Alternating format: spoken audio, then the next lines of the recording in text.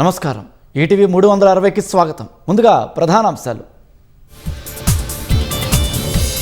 ఎగువ కురుస్తున్న వర్షాలతో గోదావరిలో పెరిగిన వరద. భద్రాచలం వద్ద మొదటి ప్రమాద హెచ్చరిక జారీ.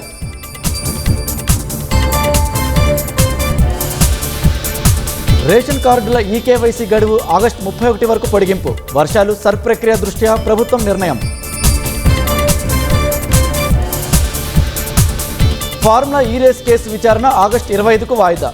1,00,000 పూచికత్తు సమర్పించిన కేటీఆర్, అరవింద్, బిఎల్ఎన్ రెడ్డి. నర్సంపేట నియోజకవర్గానికి పెద్ది సుదర్శన్ రెడ్డి భౌతిక కాయం. అంతిమయాత్రగా స్వస్థలానికి తరలింపు. విపక్షాల ఆందోళనతో ఉభయ సభలు సోమవారానికి వాయిదా. నీట్ పేపర్ లీక్ సహా వివిధ అంశాలపై చర్చ జరపాలని పట్టు. పార్లమెంట్ ఆవరణలో ప్రతిపక్ష ఎంపీల ఆందోళన. పెల్లెట్ గన్స్ వాడాలని ఆదేశాలు ఎవరిచ్చారో చెప్పాలని డిమాండ్.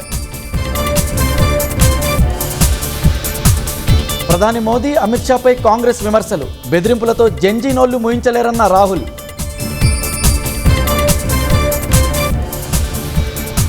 జపాన్లో 34కు చేరిన భూకంప మృతుల సంఖ్య. 80 మందికి పైగా గాయాలు, 5గురికి పరిస్థితి విషమం.